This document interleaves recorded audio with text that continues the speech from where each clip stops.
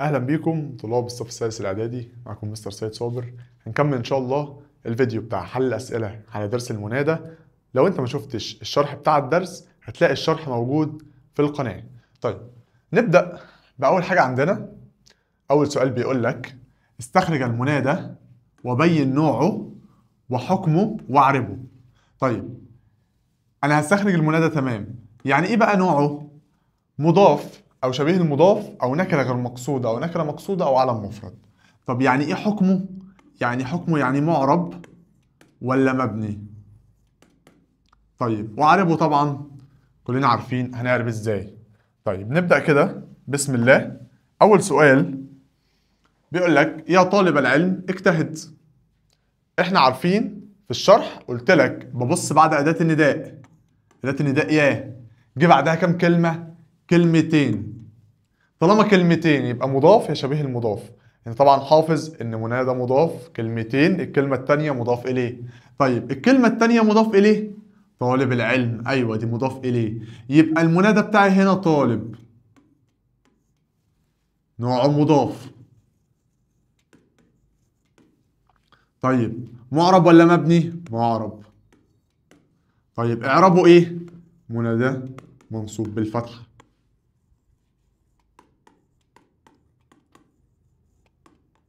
لحد دلوقتي الدنيا تمام. طلابنا اجتهدوا في دراستكم. قلت لك لما يكون في أداة نداء وجاي بعدها كلمة والكلمة دي فيها ضمير اللي هو إنه أو أي ضمير بنقول عليها منادى مضاف. يبقى ده نوع مضاف. طيب معرب ولا مبني؟ معرب. طيب الإعراب بتاعه منادى منصوب بالفتحة برضو. منادى منصوب بالفتحة. طيب يا أبناء مصر حافظوا عليها.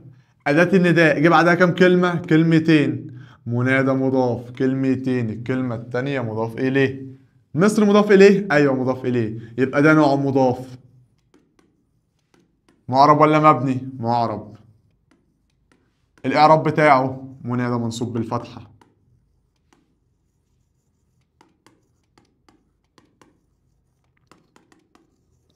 طيب يا ربنا حقق لنا آمالنا. ركز معايا بقى علشان في ناس كتير قوي بتتلخبط. تقول لك ربنا علم مفرد ليه؟ تقول لك لفظ الجلالة. لا ده مش لفظ الجلالة. لفظ الجلالة احنا عارفين اللي هو الله، فما تتلخبطش بين الله وربنا. طيب ربنا هنا كلمة واحدة فيها ضمير، طالما كلمة واحدة وفيها ضمير يبقى منادى مضاف. معرب ولا مبني؟ معرب. الإعراب بتاعه منادى منصوب بالفتح. طيب السؤال اللي بعد كده يا حارس المصنع تيقظ. في كام كلمة بعد أداة النداء؟ بكلم حارس المصنع. أدي واحد أدي اتنين. الكلمة التانية مضاف إليه؟ أيوة يبقى نوع مضاف. برافو. طيب معرب ولا مبني؟ معرب. طيب الإعراب بتاعه بقى منادى منصوب، بس هل هو منصوب بالفتحة؟ لا، منصوب بالياء. ليه؟ لأن أنا دلوقتي مش بكلم مفرد، بقول يا حارسي المصنع تيقظا، ده مثنى يبقى منصوب بالإيه؟ بالياء. طب فين النون؟ مش المفروض بقول يا حارسين المصنع؟ مش المفروض مثنى ياء ونون أو ألف ونون؟ قلت لك ملحوظة مهمة جدا في الشرح، نون المثنى ونون جمع المذكر السالم بتحذف في المنادى المضاف. طيب يا عاملا بالصناعة. يا عاملا بالصناعة أتقن عملك. كم كلمة؟ كلمتين. ادي كلمة ادي التانية. طيب الكلمة التانية مضاف إليه، هتقولي لا دي جار ومجرور. طب الكلمة الأولى فيها تنوين؟ فيها تنوين. يبقى ده نوعه إيه؟ نوعه شبيه بالمضاف. شبيه الإيه؟ المضاف. طب معرب ولا مبني؟ معرب برضه. طيب منادى منصوب بالإيه؟ منصوب بالفتحة لأنه مفرد. طيب يا طلابا للعلم اجتهدوا. كم كلمة بعد أداة النداء؟ كلمتين. أدي واحد أدي اتنين. الكلمة التانية مضاف إليه هتقول لي لأ دي جار ومجرور، والكلمة الأولى فيها تنوين يبقى وأنا مغمض ده شبيه المضاف. شبيه الإيه؟ المضاف. طيب نوعه إيه؟ معرب. برضه منصوب بالفتحة. طيب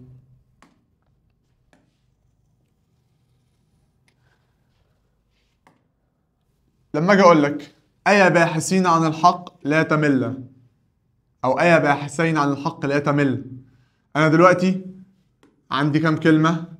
ادي كلمتين، ده جار ومجرور وفي كلمة فيها ياء ونون، يبقى ده نوعه ايه؟ نوعه برضه شبيه المضاف. طيب نوعه معرب ولا مبني؟ نوعه معرب. منادى منصوب بالايه؟ منصوب بالياء. منصوب بالايه؟ بالياء مش بالفتحة. أي مطالبين بالحرية اسعوا لها. أي مطالبين بالحرية اسعوا لها. كم كلمة؟ كلمتين، ادي واحد ادي اتنين. الكلمة التانية مضاف إليه هتقول لي لأ يا مستر دي جار ومجرور. طالما الكلمة التانية جار ومجرور يبقى شبيه المضاف. ليه؟ شبيه المضاف كلمتين، تنوين أو ياء ونون، جار ومجرور. طيب يبقى ده نوعه إيه؟ شبيه المضاف. معرب ولا مبني؟ معرب. منصوب بالإيه؟ منصوب بالياء. منادى منصوب بالياء لأنه جمع مذكر سالم. يا طالبا علما اجتهد. خلي بالك بقى، يا طالبا علما. كلمتين ولا كلمة واحدة؟ كلمة واحدة. ولا كلمتين؟ كلمتين يا مستر. ماشي. الكلمة التانية فيها تنوين؟ اه. يعني مضاف إليه؟ تقول لي لا مش مضاف إليه، ده الكلمة الأولى كمان فيها تنوين، يبقى وأنا مغمض ده شبيه المضاف. طيب معرب ولا مبني؟ معرب. منادى منصوب بالإيه؟ منصوب بالفتحة. لان انا قلت لك منادى شبيه المضاف تنوين او ياء ونون جار ومجرور غالبا، مش دايما بيجي جار ومجرور. يا طالبا علما ما جاتش جار ومجرور الكلمه الثانيه.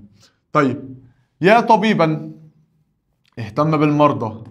انا بقى دلوقتي على مين؟ على الطبيب. كلمه واحده. طبيبا طالما كلمه واحده فيها علامه من علامات النصب، ايوه يبقى دي نكره غير مقصوده. نكره ايه؟ غير مقصوده.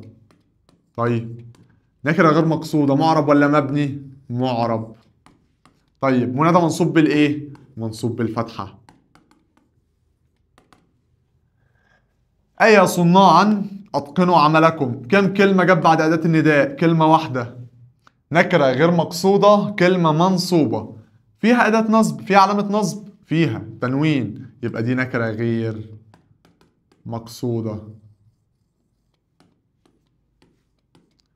معرب ولا مبني؟ معرب. منادى منصوب بالإيه؟ منصوب بالفتحة. طيب السؤال بيقول لك أي عاملين أتقنوا أو أي عاملين أتقنوا عملكم. أنا هنا بكلم جمع. ليه؟ بقول جماعة، ما بقولش عاملين، بقول عاملين. مذكر، جمع مذكر سالم. طيب جه كام كلمة؟ كلمة واحدة.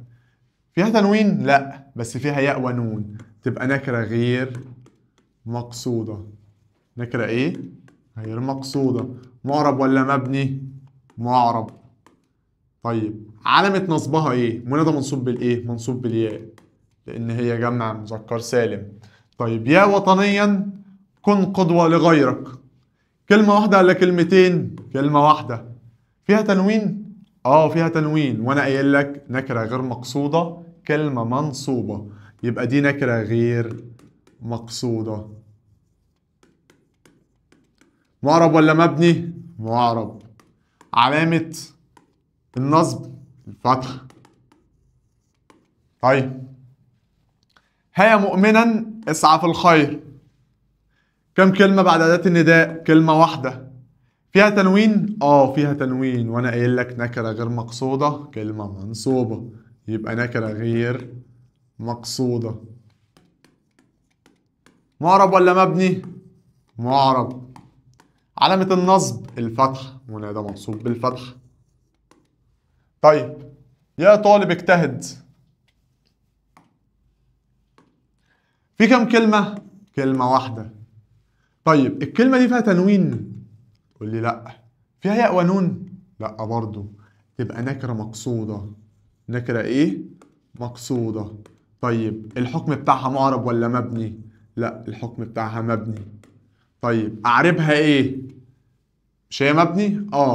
منادى مبني. وقف. اروح. طالب مفرد ولا مثنى ولا جمع؟ مفرد. يرفع بايه؟ بالضمه. يبقى مبني على الضم. يبقى مبني على الضم في محل نصب. طيب اي عمال اتقنوا عملكم. كلمه واحده فيها تنوين؟ فيها ياء ونون؟ تبقى نكره مقصوده. طيب معرب ولا مبني؟ مبني يا مستر. برافو. طيب طالما مبني يبقى بقول منادى مبني على واروح. ده منادى مبني على ايه؟ ده جمع؟ جمع تكسير، يبقى مبني على الضم في محل نصب. طيب يا والدان اجتهدا في التربية. بكلم مين؟ الوالدان. بقول لهم اجتهدا في التربية. كلمة واحدة. فيها تنوين؟ لا. فيها ياء ونون؟ لا. تبقى نكرة ايه؟ مقصودة. طيب مبني ولا معرب؟ مبني. طالما مبني بقول منادى مبني على واروح. هل ده مفرد؟ لا، ده مثنى. طب المثنى يرفع بايه؟ بالالف، يبقى مبني على الالف في محل نصب. طيب ايا مهندسون اعملوا بجد. فين المنادى؟ مهندسون. كلمة واحدة؟ ايوه كلمة واحدة. فيها تنوين؟ لا. فيها ياء ونون؟ لا برضو. تبقى نكرة ايه؟ مقصودة. نكرة مقصودة. مبني ولا معرب؟ مبني. طيب طالما مبني يبقى منادى مبني على ايه؟ هو مفرد؟ لا. مثنى؟ لا برضو. جمع؟ جمع مذكر سالم. يرفع بالواو، يبقى منادى مبني على الواو في محل نصب. طيب هيا طالبات اجتهدنا في المذاكرة. فين المنادى؟ طالبات. كلمة واحدة. فيها تنوين؟ فيها ياء ونون؟ لا. تبقى نكرة مقصودة. نكرة ايه؟ مقصودة. طب مبني ولا معرب؟ مبني. طب طالما مبني يبقى منادى مبني على واروح. طيب طالبات دي جمع مؤنث سالم. طب جمع مؤنث سالم يرفع بالضمة، يبقى منادى مبني على الضم في محل نصب. طيب كمل. يا علي أقبل. كم كلمة؟ كلمة واحدة. اسم شخص؟ أيوة، يبقى علم مفرد. مبني ولا معرب؟ مبني. طب مبني على إيه؟ طب نشوف. منادى مبني على واروح. يا علي مفرد؟ أيوة، يبقى مبني على الضم في محل نصب. أي محمدان اجتهدا. محمدان كلمة واحدة. طيب كلمة واحدة دي اسم شخص؟ أيوة، يبقى علم مفرد يا مستر. برافو. علم مفرد. طب مبني ولا معرب؟ مبني. طيب مبني على إيه بقى؟ منادى مبني واروح لمحمدان. أنت مفرد؟ لا. مثنى؟ أيوة، المثنى يرفع بالإيه؟ الألف، يبقى منادى مبني على الألف. يبقى منادى مبني على الألف في محل نصب. طيب أخالدون اسعوا في طلب العلم. فين أداة النداء؟ الهمزة. طيب فين المنادى؟ خالدون. كلمة واحدة؟ أيوة. اسم شخص؟ تبقى علم مفرد. مبني ولا معرب؟ مبني. طيب منادى مبني. خلاص طالما مبني يبقى منادى مبني على طول. مبني. انت مفرد؟ لا. مثنى؟ لا برضو. جمع مذكر سالم. طب جمع المذكر السالم يرفع بالواو، يبقى مبني على الواو في محل نصب. طيب أيا فاطمات تمسكنا بالحق. فين المنادى؟ فاطمات. طيب ده اسم شخص؟ أيوة اسم شخص. يبقى علم مفرد. مبني يبقى منادى مبني على ايه بقى؟ جمع مؤنث سالم، يبقى مبني على الضم في محل نصب. طيب آخر سؤال بيقول لك بسم الله الرحمن الرحيم، قال تعالى يوسف أعرض عن هذا. طيب فين أداة النداء هنا؟ محذوفة. أداة النداء هنا محذوفة. طيب عندنا مين هنا المنادى؟ يوسف. طب يوسف ده اسم شخص؟ أيوه، يبقى علم مفرد. طيب مبني ولا معرب؟ مبني. نعربه إيه؟ منادى مبني على إيه؟ هو مفرد؟ مبني على الضم في محل إيه؟ في محل نصب. طيب كمل. ده كده كان أول شكل من الأسئلة اللي بتجيلك في المنادي. طيب القطعة بتقول لك أيها الشباب أنتم أمل الوطن، بكم يرقى وينهض، ولن يتحقق ذلك يا شباب الوطن الغالي إلا بالكفاح والجهد، فكونوا على قدر المسؤولية. طيب أول حاجة عندنا هنا عايز إعراب الشباب. طيب أيها، إحنا عارفين اللي بيجي بعد أيها وأيتها يعرب نعت، والنعت هنا نعت مرفوع بالإيه؟ بالضمة. نعت مرفوع بالإيه؟ بالضمة. طيب لن يتحقق، يتحقق ده فعل وجي قبليه أداة من أدوات النصب اللي هي أن أو لن أو كي أو حتى أو لام التعليل، يبقى تحقق ده فعل مضارع ماله منصوب بالفتحة. ليه منصوب؟ عشان جه قبليه أداة من أدوات النصب. طيب إلا بالكفاح، بالكفاح والجهد، الواو هنا أداة عطف والكفاح هنا اسم مجرور بالكسرة، يبقى الجهد هنا نعربه إيه؟ معطوف مجرور بالكسرة، يبقى ده معطوف مجرور بالإيه؟ بالكسرة. طيب عايز إيه تاني من القطعة؟ استخرج من الفقرة منادى وبين نوعه. طيب فين هنا المنادى؟ عندنا المنادى هنا يا شباب الوطن الغالي، ده المنادى. طيب نوع المنادى هنا ايه؟ يا شباب الوطن. طيب يا شباب الوطن الغالي، عندي كام كلمة؟ كلمتين، ادي واحد ادي اتنين. الكلمة التانية مضاف اليه؟ ايوه، يبقى ده منادى مضاف. طيب اجعل المنادى في الجملتين التاليتين مثنى وغير ما يلي. ركز بقى معايا، لان انا في شرح الدرس قلت لك خلي بالك من نون المثنى ونون جمع المذكر السالم، بيجي لك ويقول لك ايه؟ حولهم لي مثنى وغير ما يلزم. هو هنا عايز يوقعك، هيوقعك ازاي؟ انت لما تيجي تحول، لو انت مش فاكر الملاحظه بتاعت نون المثنى وجمع المذكر السالم انت هتنسى وهتحط النون. يعني في زمايلك هيقولوا ايه؟ يا، هو عايز احول لايه؟ مثنى. هنا يا تاجر الايه؟ اللحم. المفروض اقول هنا يا ايه؟ يا تاجرين، صح؟ لا، ما ينفعش. ليه ما ينفعش؟ لان انا هنا ضفت النون. طب انا مش عايز اضيف النون. ليه مش عايز اضيف النون؟ علشان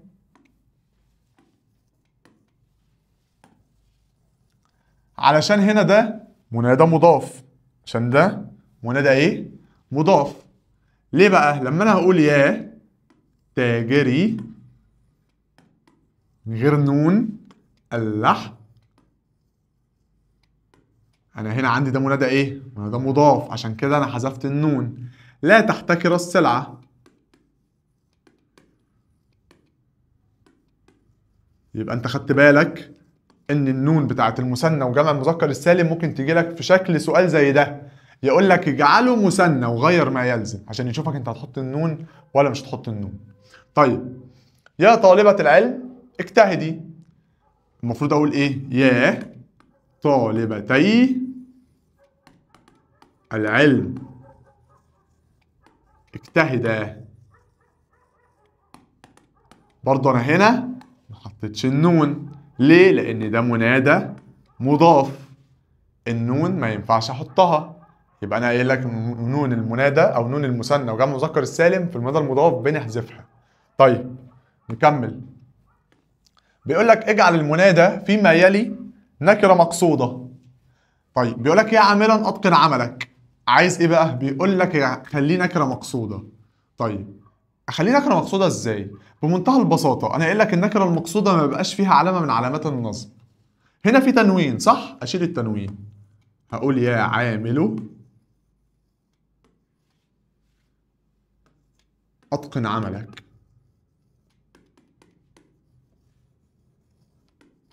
بس كده انت حولتها من نكره غير مقصوده لنكره ايه؟ لنكره مقصوده. طيب السؤال اللي بعد كده بيقول لك يا طالبا للعلم فوائده، ما نوع المنادى؟ نوع المنادى هنا ايه؟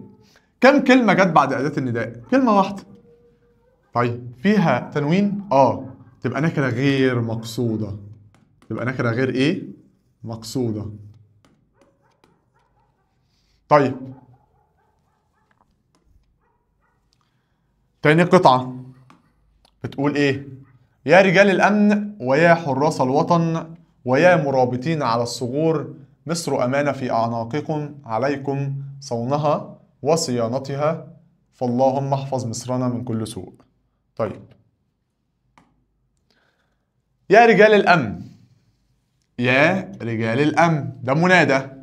طب الأمن هنا الكلمة التانية صح؟ طب المنادى نوعه إيه؟ مضاف، وأنا قايل لك المنادى المضاف الكلمة التانية مضاف إليه، يبقى دي مضاف إليه.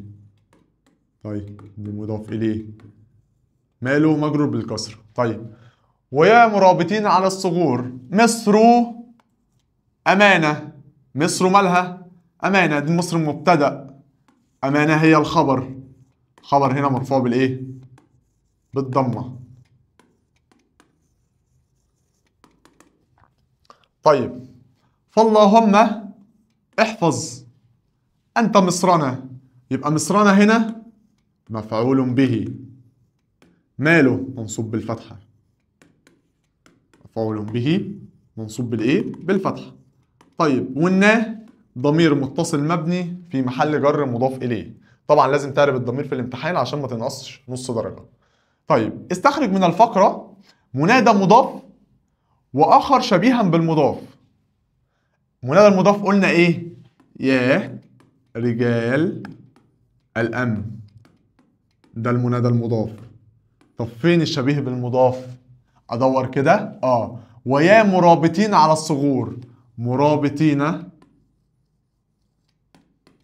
على الثغور. أنا كتبت لك دلوقتي، خلي بالك من نقطة، أنا كتبت لك دلوقتي أسلوب النداء كله، بس في الامتحان لما يطلب منك منادى مضاف أو شبيه بالمضاف في الامتحان بس اكتب له المنادى اللي هو رجال ومرابطين. أنا هنا كاتب لك الأسلوب كله، بس في الامتحان بتكتب له المنادى بس اللي هو رجال أو مرابطين. طيب عايز إيه كمان؟ عايز منادى مبني واذكر علامة البناء. طيب فين المنادى المبني هنا؟ اللهم احفظ مصرنا، اللهم هو المنادى المبني. طيب نوعه ايه ده؟ نوع علم ايه؟ مفرد. نوعه ايه؟ علم مفرد. يعني ايه اذكر علامة البناء؟ يعني مبني على ايه؟ طب العلم المفرد ده احنا قلنا بيبقى مبني صح؟ طيب هنا مبني على ايه؟ مبني على الضم. مبني على ايه؟ مبني على الضم. طيب يبقى احنا كده طلعنا له المنادى المبني اللي هو اللهم، اللي هو نوع علم مفرد وقلنا له ان هو مبني على الضم. طيب نكمل. بص بقى بيقول لك ضع ما يلي في اسلوب نداء. لفظ الجلاله والطالب. قلت لك لفظ الجلاله احنا عندنا طريقتين، يا اما اول طريقه هقول اداه نداء والله هخليها همزه قطع مش الف وصل، واقول يا الله اغفر لنا، او هروح قايل على طول اللهم اغفر لنا. الاتنين ينفعوا، اختار لك واحدة منهم واكتبها. الاتنين ينفعوا، ده نداء لفظ الجلالة. طيب الطالب عندي طريقتين برضو، هقول يا أيها الطالب. طيب اختبار ليك، فين المنادى هنا؟ الطالب؟ لا، أي هو المنادى. طيب الطالب هنا يعرب إيه؟ يعرب نعت. طيب دي كانت أول طريقة. تاني طريقة هقول يا هذا الطالب. يبقى أنا عندي طريقتين، أول طريقة بقول يا أيها الطالب، تاني طريقة بقول يا هذا الإيه؟ الطالب. طيب اللي بعد كده عرب ما تحته خط، هو هنا المفروض اللي هيتعرب المنادى. المفروض اللي هيتعرب المنادى. طيب يا لاعبان أدية المباراة بكل قوة. فين المنادى هنا؟ لاعبان. كلمة واحدة؟ هل الكلمة دي فيها تنوين؟ فيها ياء ونون؟ لا. تبقى نكرة ايه؟ مقصودة. تبقى نكرة ايه؟ مقصودة. لازم احدد نوعها الأول عشان أعرف أعربها. طيب طالما هي كلمة واحدة وقلت لك نكرة مقصودة، المفروض هتتعرب ازاي؟ هقول منادى مبني على واروح لاعبان، مفرد ولا مثنى ولا جمع؟ مثنى، يبقى مبني على الألف. مبني على الألف في محل نصب. طيب يا جنودا أنتم حماة الوطن. جنودا هنا كلمة واحدة؟ كلمة واحدة. فيها تنوين؟ طب يبقى نكرة غير مقصودة. كلمة ايه؟ منصوبة. تبقى دي نكرة غير مقصودة. معرب ولا مبني؟ معرب، فهقول منادى على طول منصوب بالايه؟ منصوب بالفتحة.